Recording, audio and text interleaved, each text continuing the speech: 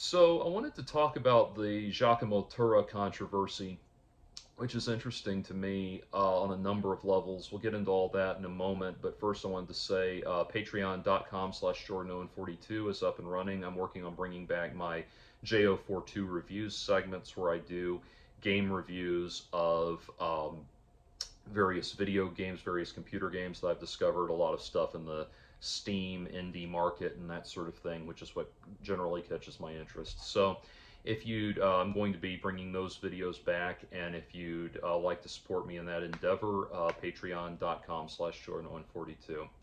Anyway, so Jacamo Tora is a name you may or may not know, and he's somebody that has risen to a considerable amount of prominence in the Instagram, TikTok, guitarosphere, if you want to call it that, as one of these guys that posts short, technically dazzling guitar videos and that sort of thing. And he is one of these people, one of a growing number of people who have been identified as fakers, as people who are faking their not just faking the what he's performing in the video, but also the music itself is ripped off of other people. He's taken other people's performances and recreated it, apparently with MIDI or with other means of fakery, and faked along physically to playing it. And so, the first and foremost thing is that, I uploaded two videos of my guitar playing recently that were just things I was working on and where I was thinking, well, this improv is going really well, so I'll, share it with everybody. And I like sharing videos like that, of course, but the problem is that, now people like myself who have gone to considerable lengths to hone their craft over many, many years, in about a year and a half, I will celebrate my 30th anniversary with the guitar, or 30th anniversary of playing the guitar, I should say. We now have to wade through these assholes. You add this extra layer of questionable credibility to everybody. And what's interesting to me is that these people who do this, there's other guitarists like this that have been revealed as people who can't play, are not capable of playing. And with Giacomo Tora, where the cracks started to show is that while he would upload these very seemingly technically dazzling, Instagram clips and that kind of thing, and YouTube shorts and all that, when people went to see his band play live, they noticed that, lo and behold, Giacomo very seldom solos throughout the night, and the one or two times he actually does solo throughout the night, well, he sounds like complete crap. And so that's what's so interesting to me. I found out about this controversy because Rick Beato talked about it. Rick Beato had previously brought Giacomo into his studio to film an instructional video for his channel. And as they filmed the video, it became very obvious to Rick that Giacomo was wholly and completely incompetent to play his instrument, at least at the level that was required to do a proper video for Rick. And so Rick Beato just shelved the interview and never said anything about it until now that this controversy has emerged.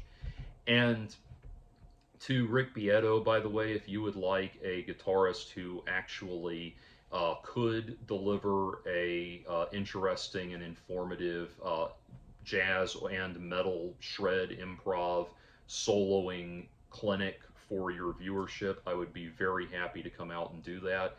And we live in the same state, be easy enough to set up. But anyway, so the thing that's bizarre to me, though, is that the people like Giacomo Tora think that they can get away with a con that sets them up to be outed. That's the thing. Like, the proof for any guitarist having the technical facility that they show on YouTube, and this is as true of me as it is of anybody else, is come to the show. I am not at all afraid to have anybody come out to the show. I'll deliver a performance on par with what I put up here on YouTube. I'm not at all afraid of that, and that should be what separates the men from the boys, and it is. And so what's bizarre to me is that people like Giacomo think they can get to that point, and they could amass enough notoriety that people will want to come see them play live, and that they won't uh, they won't be caught out. It's kind of like a while back, if you're a hardcore Dream Theater fan from way back in the day, like I am, you know that there was this controversy, or not controversy, there was this thing that Mike Portnoy, the drummer, had to deal with, where there was a guy that was impersonating him. Like, this guy looked like Mike Portnoy, apparently, and so he went and, you know, did his hair and his clothes and everything to match Mike Portnoy perfectly, and was going out and going up to famous metal musicians and prog musicians and that kind of thing, and introducing himself as Mike Portnoy and trying to, you know, get money and favors out of them and that kind of thing. And as the thing that got people wise to what was going on was, I believe it was Chris Caffrey from Sabotage uh, arranged for a jam session with this guy, because of course he wants to jam with Mike Portnoy from Dream Theater. And the guy shows up, and the con man shows up, and sure enough, he can't play drums as well as Mike Portnoy. Like, why would you set yourself up in that regard, where you know if you carry this con forward, people are going to ask you to put your money where your put your music where your mouth is. One of the biggest examples of this was from you know, probably I think like 8 or 9 years ago at this point. It was a guy named Threatin, Jared Threatin. If you remember that, he spelled his band name and his last name Threatin, I believe, but Jared Threatin. And it's just weird to me, weird that what he did. If you look up Threatin, there he had a few videos that people, you know, I think they'd gotten maybe like a couple thousand views apiece, but they'd not really made a lot of splash before he pulled this publicity stunt. Now, in Threatin's case, the quality of his musicianship was not really what was on question. It was his popularity that he was conning people with. That said, the songs themselves are not that great, and if you go listen to Threatin's music, you will understand why I will never get the phrase, "my wheel is good," out of my head ever again. But it was not necessarily the quality of the music that was at question. It was that he concocted this elaborate forgery of a fan base for himself, where he pretended to have, you know, he doctored footage to make it look like he was playing to hundreds and hundreds of people, doctored an entire fake social media presence, an entire, even a fake management firm to represent him and pretend to be representing him and everything, and eventually managed to push this to such a convincing degree that he was able to set up a European tour for himself, which promptly crashed and burned because, of course, nobody showed up. He had no actual fan base that was actually interested in what he was doing. And his shows were attended by, you know, maybe the one or two people that happened to be in the bar that night, and that was it. And so it's interesting to me that these people think they can carry it to that point. The most famous internet plagiarist of the modern age, unquestionably, of course, is James Summerton. Now, if you know about the James Summerton controversy, you know about the video that caused the controversy, you know that I have some personal beef with that creator, which I will not get into here. That is not what this is about, and I will thank you not to bring it up. Anyway, but talking about James Summerton, the thing with Summerton was that he was doing plagiarized YouTube essays. And these video essays where he's, ripping off everything from large passages of text from uh, major literary works of media commentary and that sort of thing, all the way down to content from smaller YouTubers. And understand, obviously, I don't at all condone what James did, but from a purely pragmatic standpoint, you can kind of understand why a dishonest, conniving person would think that they could get away with something like that, because it's kind of like one of the books I know he ripped off was a book called The Celluloid Closet. Well, how many people have read that are watching YouTube videos have read The Celluloid Closet? That's something that's read in the academy, and it's not like you're ripping off passages from Harry Potter or something like that. So you can kind of understand also, because once he's convinced people that he's delivered a video essay, that's it.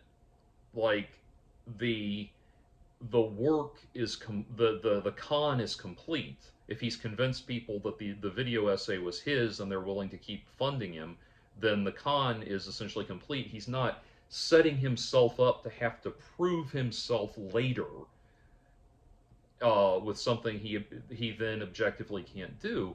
Where it's like, and I bring him up now because what's so interesting is he is now in the boat with people like Giacomo, because in the last couple of months, it's been, let's see, when did this?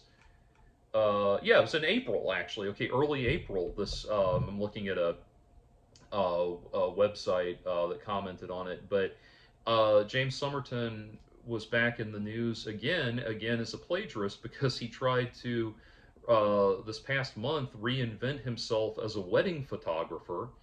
And of course, he put up his online portfolio, which was uh,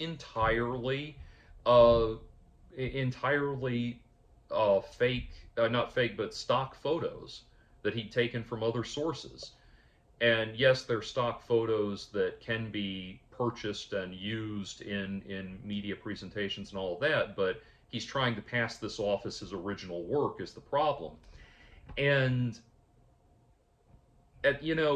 when he got caught up in the plagiarism on YouTube scandal, I was one of the few people that probably that felt kind of sorry for him. Not, I don't, again, I can't condone anything he did, but I know what it's like to have the entire internet pile on you and decide you're the joke of the week and that kind of thing. And so I felt kind of sorry for him. But if this is how he conducts himself in his regular day-to-day life, okay, he's just a con man.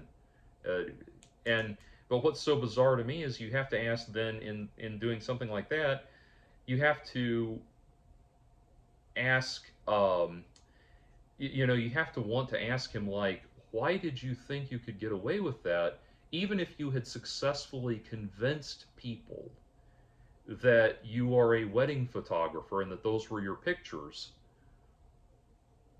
And it's again, even it's doubly bizarre that he would do this when he knows there are all of these people that are watching him like a hawk, waiting to expose him again. But it's like, say you did get away with getting hired for work on that premise. What are you going to do when you get to these people's wedding and you can't photograph you can't do photography on the level that they hired you to do? That's what's so bizarre in all of this to me. And and that's what I keep coming back to. As I speculate in the case of Jacamo Tora, I try to think about what his psychology might have been in doing all of this. And uh, one of the things is that when you're talking about jazz improv and that kind of thing, there's a certain there are licks that get used, that get passed around. It is a social art form, and licks do get used and repeated because you learn how to improvise by learning existing licks. So you'll hear phrases that are similar from this person's solo to that person's solo, but that's a more organic, performative thing. And there are licks that are so famous that, in fact, there's one called The Lick. And if you're wondering whether or not I know it, and so it's things like that. Like there's a certain cultural exchange around that. Your It's like improv is like building ideas upon ideas. You're supposed to take the existing lick vocabulary and evolve your own ideas around it, that sort of thing. It's kind of like this guitar won't this guitar is not, the strings are too old to bend properly, but if you bending up a whole step and then going, I can't bend the strings on this guitar, but you get that idea. That bend is used, in God knows how many blues solos. So there's a certain amount of interplay between musicians, and indeed that happens on the stage with a jazz band. They will play off of each other and play off each other's ideas. That's part of what makes it interesting, and part of what makes it a kind of on the spot composition and makes it engaging. It's quite another thing to just literally take somebody's actual solo note for note and then recreate it as if you're playing along to it, and try to pass that off as yours. I would, what this makes me think of makes me think of a time, a band I used to be in, I'm not going to say the name, years and years ago, where the well, one of the members of that band had gotten it in his head that we needed to do a promotional press kit video where we staged an actual concert playing our music live, but it was, Mitzi says hi, playing our music live, but it was just but it would just be us playing to the recording of ourselves playing it. And he thought, I don't know how in the hell this got in his head, but he was convinced that this was something that major bands did and proper professional bands did in their press kits, was to include fake live footage, or live footage of them faking along to their actual song. And this is even more ridiculous when we were completely musically competent. We're not talking, understand, I'm not talking about a music video where it's being recreated. It is a performance, and everyone understands it's a pantomimed performance to the actual studio track, because that's what's being promoted. I'm not talking about a music video. I'm talking about, he wanted us to film an actual concert where we played to our recorded music as if it was going out live, and then take from that the recorded track and put the studio recording and place that on top of it. And he was so adamant about that. That ended up being one of the many reasons I left the band. And I actually got, obviously we never did it, but I actually got a friend of mine who is a booking agent who handles international tours. Like, his thing is taking artists from Japan and bringing them into the United States. That's his particular piece of business that he does. And I got him on the phone in a group chat, and I said, okay, if a band have you ever seen a band do this? And if a band ever sent you this in a press kit, would you ever hire them? And he said, I have never seen this done, and if a band did this, my first assumption would be that they're trying to cover up the fact that they can't play. And that's what was so galling about being bullied, him attempting to bully us into doing this, is it's like, we could play. We did it night after night at our shows. You could do any show, and it would sound as good or better than the album. Just have them record the soundboard audio, and it's things like that. And I don't know where people get these bizarre ideas in their heads. That guy I don't think was. I mean, he was going to be nice, going to be professional, but anyway. I don't think he was trying to fool anybody. He just had this very bizarre idea in his head that this was how it was done. But what Giacomo's doing goes to a whole other level of fakery. And so that's just what's bizarre to me about these people who run these cons like this. Is it's like, if you are doing anything where you are conning people into thinking that you are a competent musician, your live performance is going to be the make or break. I mean, you're going to eventually have to do it live. And either you're going to have to play along to backing tracks live and hope no one catches on, or you're going to have to. And by the way, this is a problem that rears its ugly head from time to time in the classical world. If you look into it, there have been examples of um, con man conductors who are incompetent conductors, classical conductors, who will actually have the entire orchestra deadened or not or overpowered by backing tracks that are being played out to the house. This is a con that people run, and it gets found out mainly because when the situations like that, the musicians in the orchestra get incensed that they were made a part of something like that, and they speak out. And so again, it's just bizarre to me that people think they can keep this going. I mean, you know, it's kind of like if you listen to Florence Foster Jenkins, who was she was a morbidly terrible soprano from about 100 years ago. They made a movie about her starring Meryl Streep and the Howard Wolowitz dude, I can't think of his name, as her accompanist Cosme McMoon.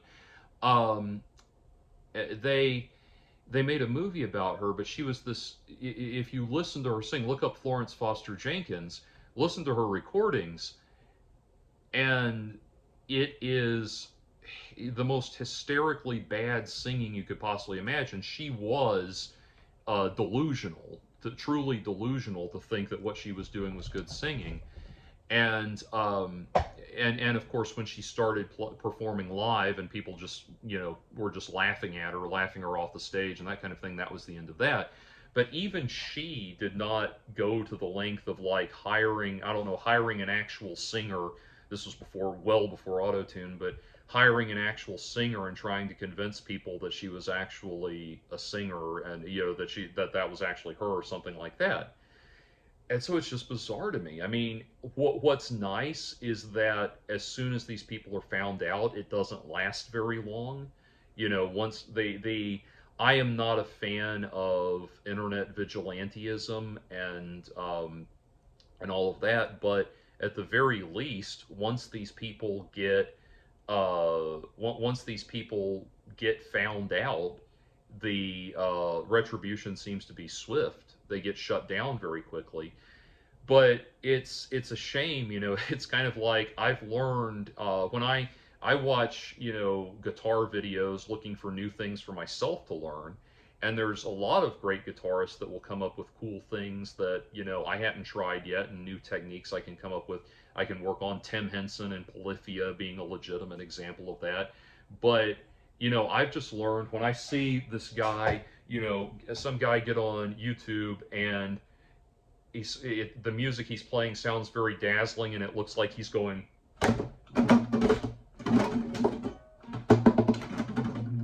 that's probably that's probably not legitimate, and that kind of thing.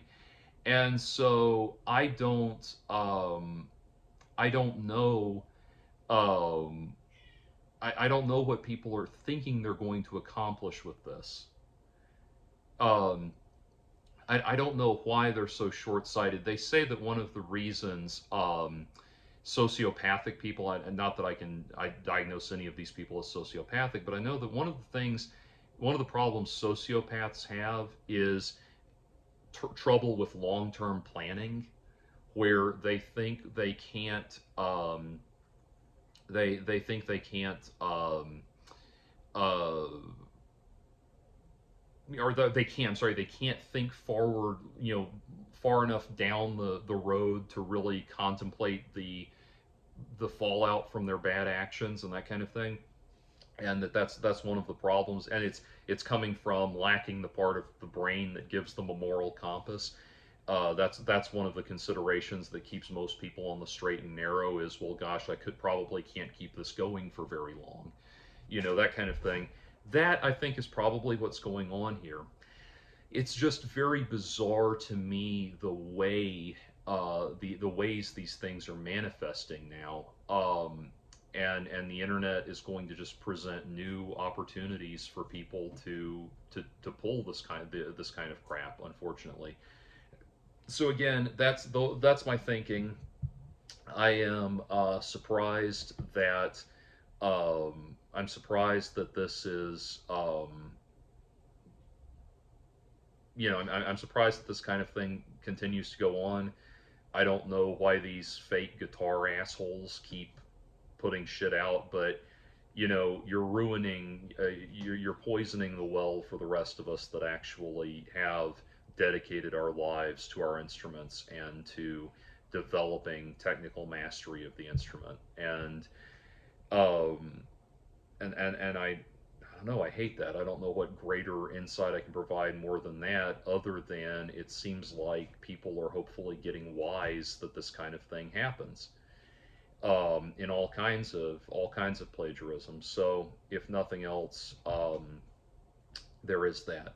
Anyway, those are my thoughts. I know Giacomo did the usual thing of posting an apology and deleting it, and then all of this on and on and on.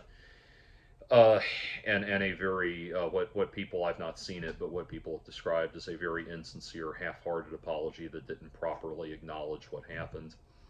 But hopefully we can start to find some sort of way of rooting this stuff out. Technology is going to continue to evolve, and sadly, people will continue to find new ways to misuse it and swindle people and that kind of thing. It's amazing. I really, it's enough to make me miss the days when people like Jacamo Tora and James Summerton just started new religions to, to support themselves and that sort of thing. But anyway, there you go.